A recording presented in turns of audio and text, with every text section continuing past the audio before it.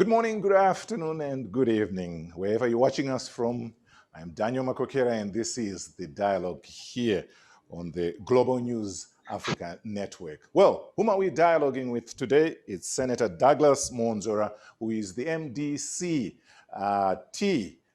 president, and he was recently elected. And we're out to talk and get to understand the political landscape in the Republic of Zimbabwe. Senator Mwonzora, welcome to the program, sir. Oh, thank you very much. Thank you for inviting me. You are welcome, sir. First of all, I suppose congratulations are in order. I haven't spoken to you since you got into the chair, and big shoes to fill.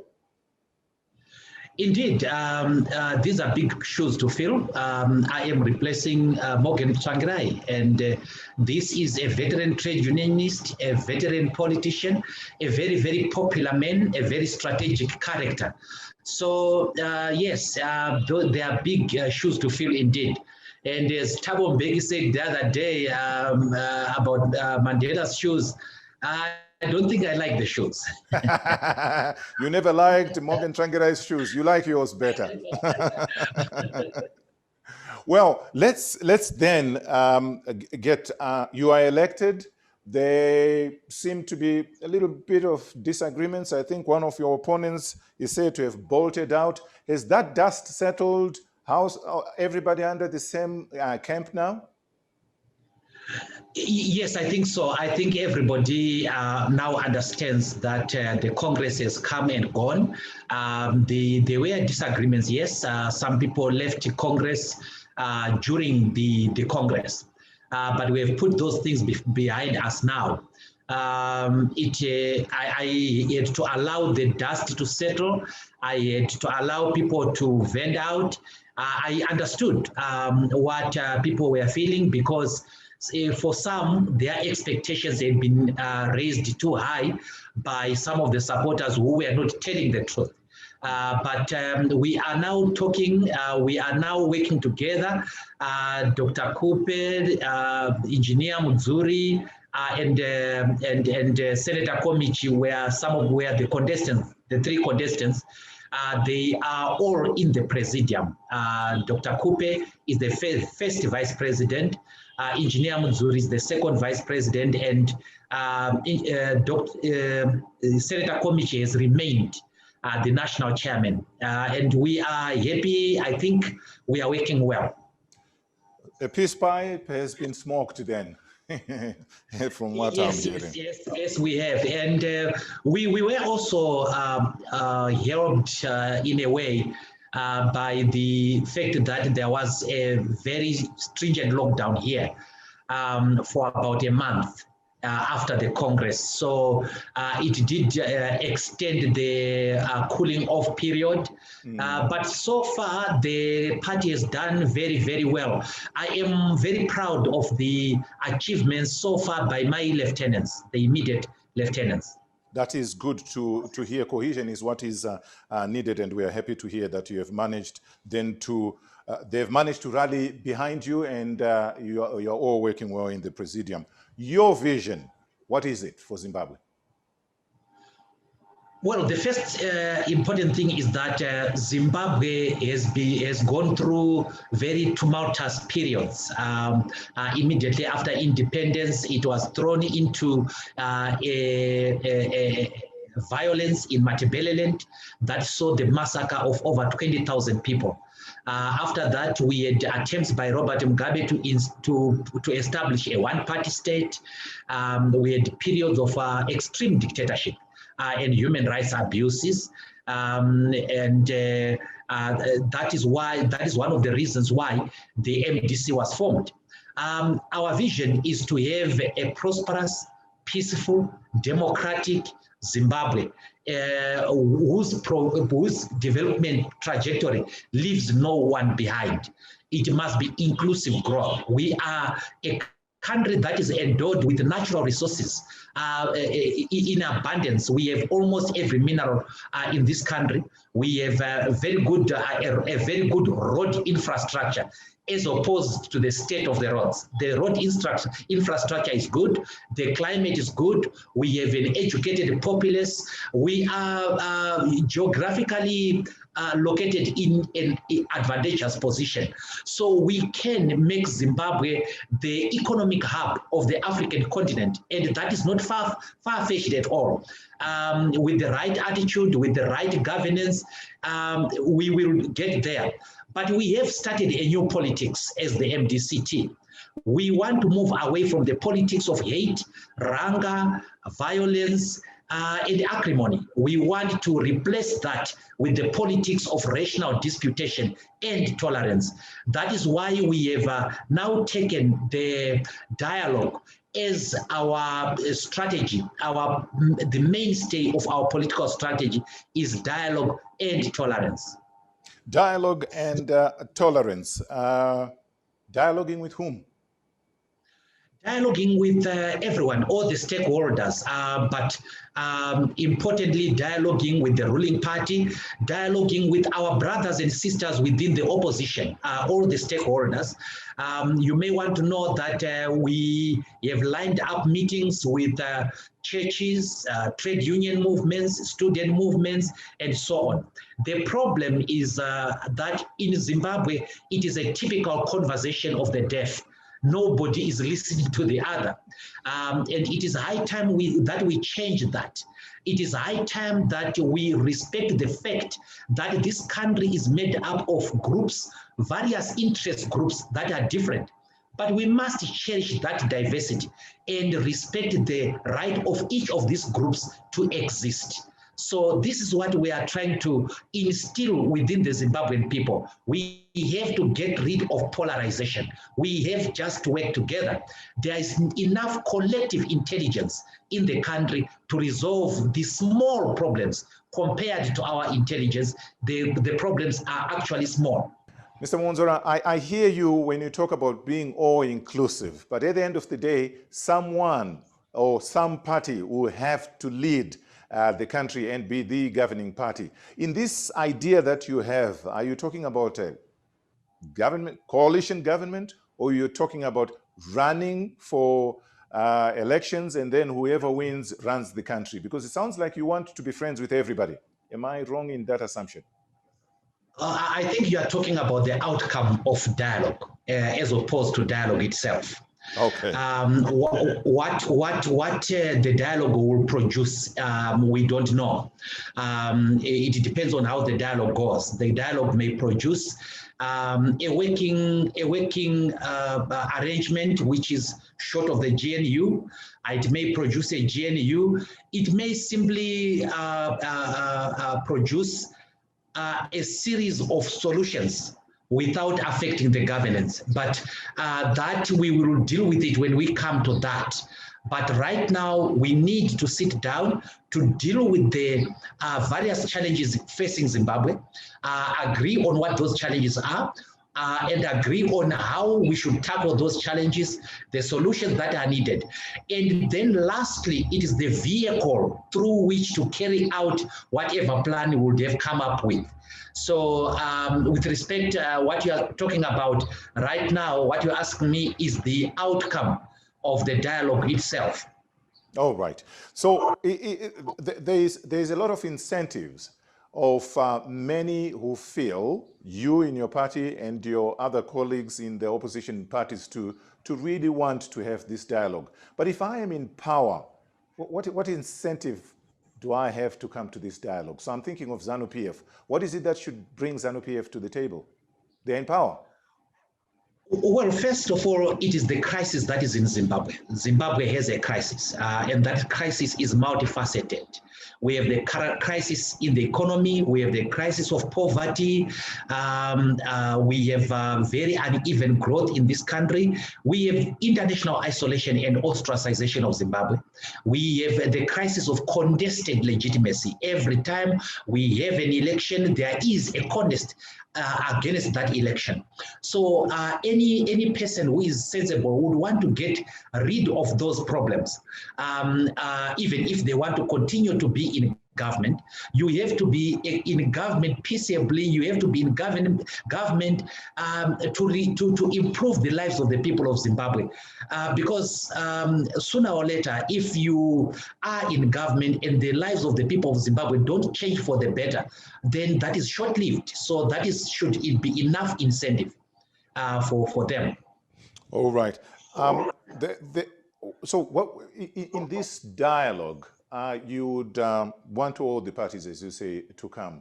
Some would say there's a lot of bloodletting that's happening right now, maybe as recent as your party recalling certain members from parliament. So how do we go to this when we are still bloodletting? Well, the last that happened was not from our party. It was from a party called the People's Democratic Party. This is the party that was led by Tendai BT. He lost the leadership to a lady, a trade unionist called Lucia Matibenga, and they were fighting over the leadership of the People's Democratic Party. The People's Democratic Party, just like the MDC-T, was a member of the MDC Alliance. And in terms of the alliance agreement, each political party has jurisdiction over its members of parliament. Yes, last year, we as the MDC-T did recall a number of MPs, and we are now very, very stable as the MDC-T. We have had our Congress, our extraordinary Congress, on the 27th of December. So yes, there are goings on within the PDP and within the opposition. There are also goings on within ZANUpf. Not all is roses in that party. So the political disputes will never go away. What remain, we must focus on are the political interests that are designed to improve the lives of the Zimbabwean person. So as the MDC-T, we are guided by two principles. The first principle is that we must act in the best interest of the Zimbabwean people. And the second principle is that we must act in accordance with certain principles, social democratic principles, the values of freedom, justice, equality, solidarity, constitutionalism, and the rule of law, because we are a social democratic party. But first and foremost, it is what is in the best interest of the Zimbabwean people. In our respective view, what is in the best interest of the Zimbabwean people is to have a political, social, and economic solution that leaves no one behind, that redresses the fundamental issues in Zimbabwe. Under Mugabe, the preoccupation of ZANUpf was power. And we hope that the current leaders have seen that. Mugabe was willing to destroy a whole region, Matabeleland, in the early 80s, 20,000 people dead. He was prepared to destroy a region for power. He was prepared to destroy industry, agriculture, and so on for power. We need more responsibilities to that. There is more to it than power. And here I need to just borrow the wise words of Tony Blair. The mistake that politicians make is to think that daily our people think politics. No, our people don't think politics every day. They think of the food. They think of the shelter. They think of the school fees, the welfare of their loved ones. They think about jobs. They think about many issues, the culture and so on. They don't think of politics every day. The sooner we realize that, the better. So as a party ourselves, we are now moving towards the politics which takes into account what our people really, really want. I hear you. Some people would argue Mugabe was not working alone. The people who are in power right now, where some of them are considered even enablers of President Mugabe. So would you say that is gone? But at the same time also, you spoke right at the top of our discussion, Mr. Mwonzora, that the time for politics of rancor must go. So you want that which is good for the people Do you think having a cup of tea with Nelson Chamisa is good for the people? Maybe to talk? Well, Nelson Chamisa is my brother. I mean, we have worked together for years. We have nothing personal against ourselves between us. We do differ. Of course, I do not agree with him that, for example, that he should be controlled by the G40 group of Jonathan Moyo and those former Mugabe people. I do not agree with that. I also do not agree with him not respecting the decision of the court of law, the highest court of law, which decided the leadership issue within our party. We could have finished this if he had obeyed the court order, and probably he could have gone to Congress, and who knows, he probably could have won, and we would not have had all these problems. But those are differences in the way we see things. But sitting down with him and so on, yes, we can always do that. If we were able to sit down with Robert Mugabe, Morgan Tsvangirai was to sit down with Robert Mugabe, and before that, Robert Mugabe himself sat down with Ian Smith. If they could do that, if Mandela would sit with people who jailed him for all those years, and so on, and end up being their president with the duty to be fair to all of them. Who are we not to be able to sit down and discuss things? I have, on my part, offered that, but Nelson Chamisa was very dismissive. It's a very disrespectful group. I see. So the olive branch has been extended. It's just that the other side did not accept, if I hear you correctly. Yes. We have always I've always spoken for engagement, for dialogue, for rational disputation. That's what I have been saying for the past 2 months that I was in office. We need rational disputation. We should not fight unnecessarily. Okay, so maybe that group, the Chamisa group, which you have said is really being, strings are pulled by the G40. Some would also say, and this has come out, I'm sure it has reached to ears, where they say you're pretty much ZANUpf light. What do you say to that? That is just cheap propaganda, Daniel. That is very cheap propaganda. And when people make accusations, they must back that accusation with evidence. And if you look at our group, the MDC-T, you will find that what happened in 2020, our separation with Chamisa and company, was actually an ideological rupture as opposed to a split. You will find that all the trade unionists, all the people who were in the Zimbabwe Congress of Trade Unions remained with us. All the founder members of the MDC remained with us. On the other end, the Chamisa group is made up of former student leaders and friends, controlled, of course, by Jonathan Moyo. We have never done anything that suggests that we are controlled by ZANUpf. We are not.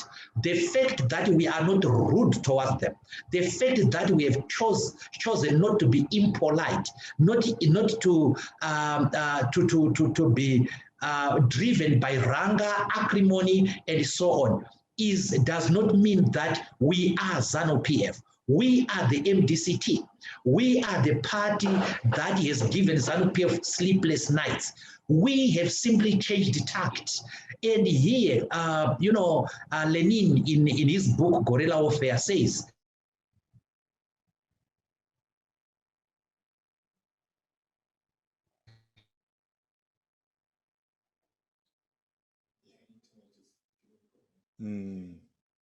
Can you hear me, sir? It looks like your internet is now...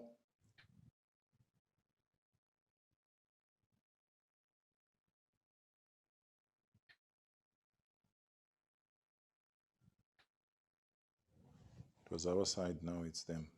Our side is fine. We are fine, yeah. Yeah. I think their internet is... There is no prescribed method of struggle.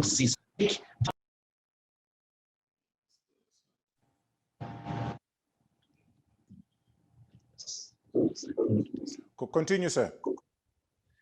Yes, that was the hallmark of Mugabe's leadership, the Mugabe's politics, the politics of name calling and so on. It doesn't surprise us because we have Jonathan Moyo, who is at the back of our colleagues.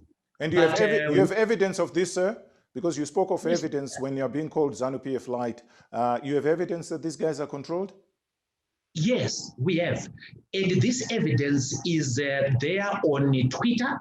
It is there on all over social media. And it consists of admissions made by the G40 itself that it is sponsoring the MDC Alliance. They call them the MDC Alliance.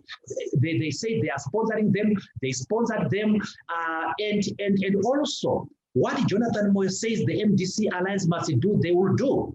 For example, they were asked by Jonathan Moyo to fire a lady in Bulawayo, and they went on to fire that lady. I had a quarrel with Jonathan Moyo when I was Secretary General under Chamisa.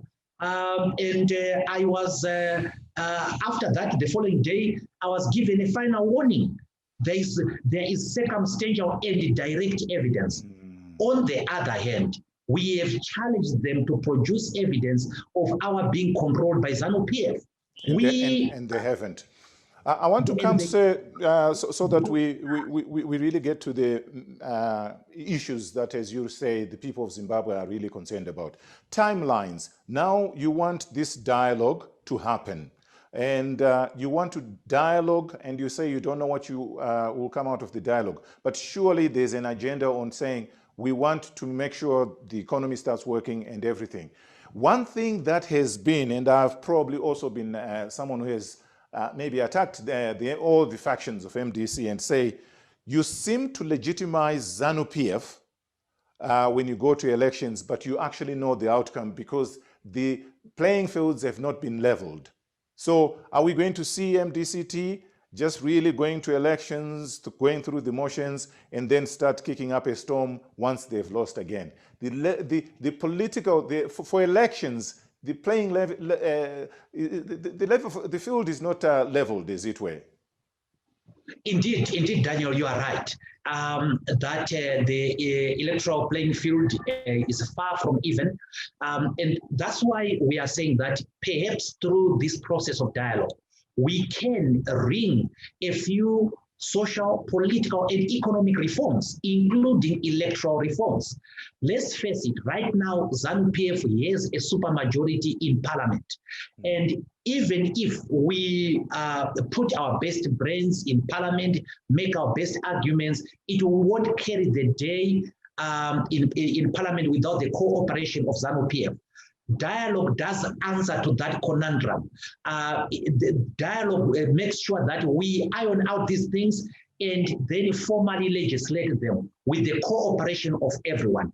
So in my respectful view, if we are to dialogue on electoral reforms, and we have been calling for the diaspora vote, the enfranchisement of over 5 million Zimbabweans, that will make a difference in our elections. You know, the Zimbabweans in the diaspora are less susceptible to electoral malpractices. But using a dialogue again, you can deal with the behavior of the security services, the behavior of the traditional leaders, and I dare say that will best be achieved if they are part of the dialogue. If people who are viewed traditionally as problematic are made part of the solution, we think it works. We are not persuaded that the direction that our colleagues have taken works at all. I mean, they've talked about demonstrations, but they never succeed. And some of the time, the leaders of the demonstrations go into hiding and everybody's afraid of being arrested. That method is not working for anybody. And we are trying this method. This dialogue method has worked before. It worked immediately after, before independence.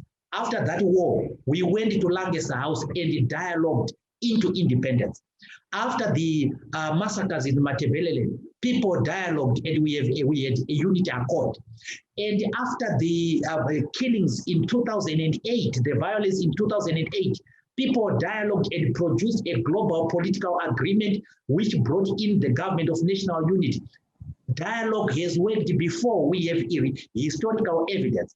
All we are saying as the MDC-T is that let's continue with that which has worked before. I hear you, sir. But some people would say, do you think ZANUpf will be open to leveling the electoral playing field? I want to quote Tendai Biti in this regard. What he said sometime, I think it was in 2006, that we are going to pull Mugabe kicking and screaming to the negotiating table.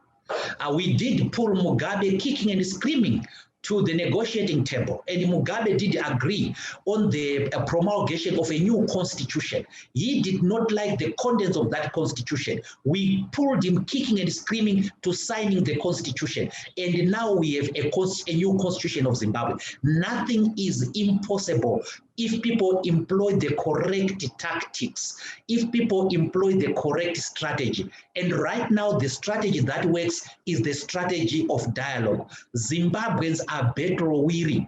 Zimbabweans are tired of fighting. They now want things which bring a difference in their lives. And they have seen dialogue working for them. Why shouldn't we try it again?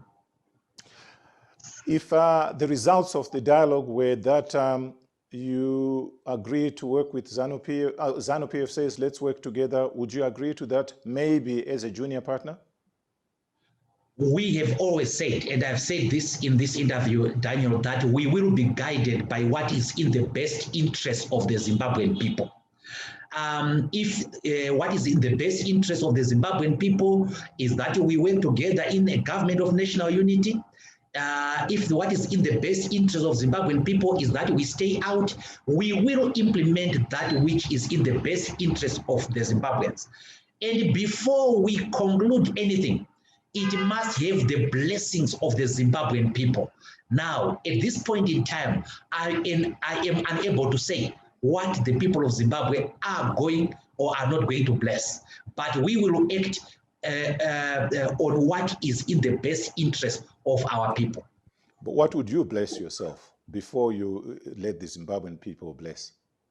It is not up to me, Daniel. It is not up to me. I wouldn't be the leader that I'm aspiring to be. I will be, the leader I am aspiring to be is a slave of the people.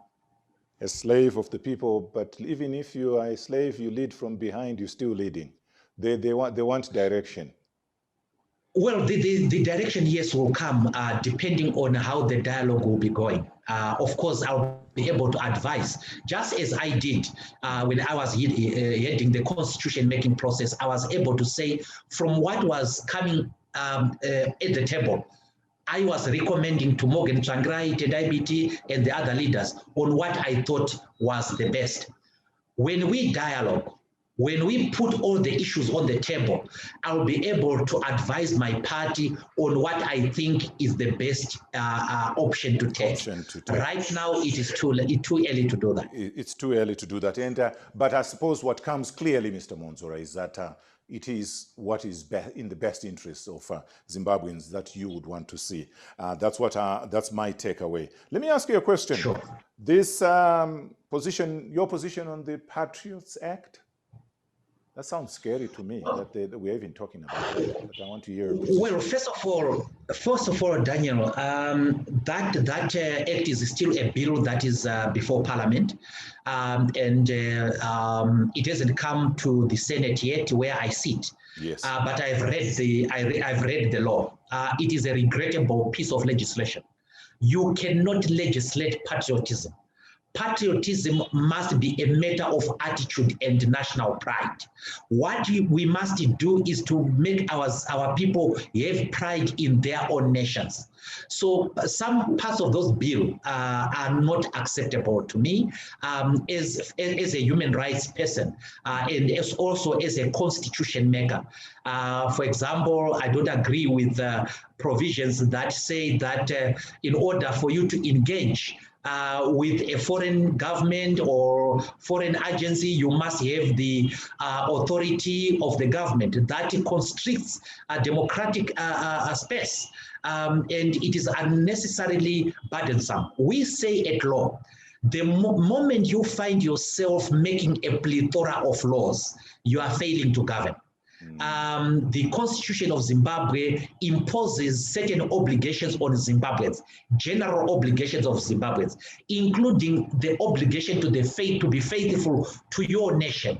The criminal laws of this country penalize terrorism, conspiring against your government. There are enough legal instruments that do that. I don't think the Patriots Act is necessary at all, and we do not agree with it. You do not agree with it, but as you told me earlier, you don't have the numbers in Parliament, so this might come to law. Regrettably, that is why I've said, Daniel, that the most important method right now, the most important strategy is dialogue. Dialogue forestals the need to use a supermajority in Parliament. People agree outside Parliament and then sponsor whatever has been agreed to be supported by all the parliamentarians. We can use the whipping system more productively that way. If we maintain polarization, if we maintain this acrimony, then ZANUpf is going to dig in. We are with its numbers. We are going to dig in with our little numbers, and we all know the result. So this is what I'm saying to my colleagues within the opposition, to open their eyes, to see that dialogue works, and dialogue is the answer to these issues. Well, that's correct, as you say, and clearly it sounds like you don't want it to happen, but again, as you say, you don't have the numbers. It might happen anyway, but you hope dialogue maybe might then subvert this. Let's talk about, in politics, really, it is about the numbers. The way the MDC umbrella body has splintered, what did you say is your support right now across the country? Well, Daniel, our support is very, very good. And I want to agree with you that splitting of political parties is never a good idea. It's a regrettable development. But if you look at the history of Zimbabwean political parties, splitting has been a common phenomenon. ZAPU split into ZAPU and ZANU. And the splinter group ZANU went on to form a government. In 2005, Welshmen split with Morgan Tsvangirai, and in 2008, Morgan Tsvangirai posted his best electoral victory ever in the history of Zimbabwean politics, despite that split.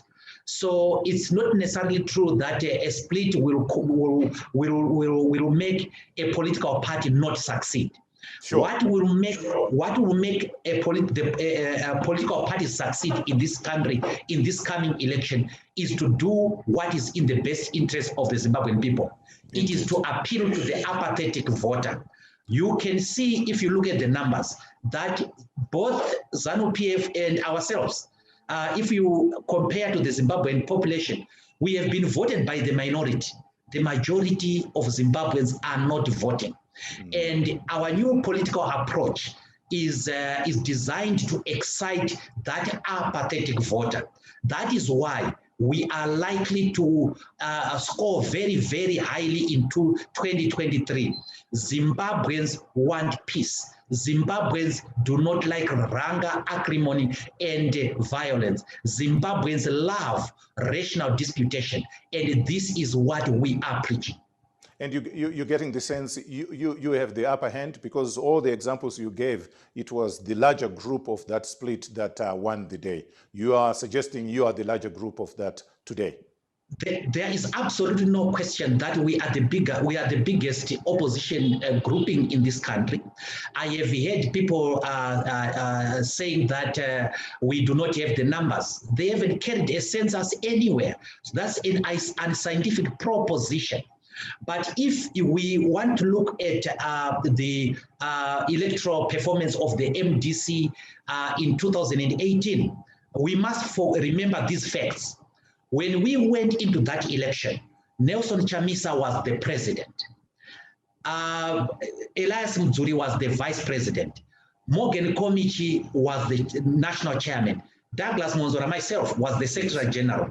Paulina Mpariwa was the deputy secretary general. I'm just picking the top leadership. Mm-hmm. When we had this ideological rupture, we have remained with Elias Mzuri, Komichi, Mwonzora, and Mpariwa. Nelson has moved alone. Now, if we accept that the behavior of a political party is the sum total of the efforts of its officials, you can do the maths. So it is too presumptuous for people to say an election that we fought together, they want to take those figures to be their figures alone. I come from Manicaland, and I contested in Manicaland, and I campaigned in Manicaland. And in Manicaland, guess what? Had we not fielded, I think, candidates, more than one candidates in some of the constituencies, we would have won 14 seats out of 26. Right now, we have 7. But the presidential vote, we beat Mr. Mnangagwa in Manicaland. Now, how much of that vote do you attribute to my efforts as well? Indeed. And our critics are not answering that important question. We are going to surprise a lot of people. We have hit the correct chord. We are saying the right things. In all the newspapers, in all the instances where we have been on the front page of those newspapers talking about that dialogue, those newspapers have sold out. It means that that is a popular issue with the Zimbabweans. It does sound that way. By the way, you also have Madam Coupe, who is in the presidium. So clearly, pretty much the whole stronghold, isn't it, of the main MDC, if you will. It sounds like you are hitting the right notes right now. We'll be watching, Mr. Mwonzora, how the dialogue goes, and I'm sure you're right. There is fatigue. One just needs to fly into Zimbabwe. You get the fatigue right straight from the airport. People are tired, and people want change, and that kind of change, it sounds like you are driving that. But again, we will be watching, and I'm sure this is not the last time we'll be talking to you. But thank you very much for your time, sir. Senator Douglas Mwonzora, who is the MDC-T president. Nice having a dialogue with you this afternoon. Thank you very much, Danny. Thank you so much. Good talking to you, sir. That's it for today. We'll get to dialogue again with someone else next time. Wherever you are, good morning, good afternoon, and good evening. Till next time, goodbye.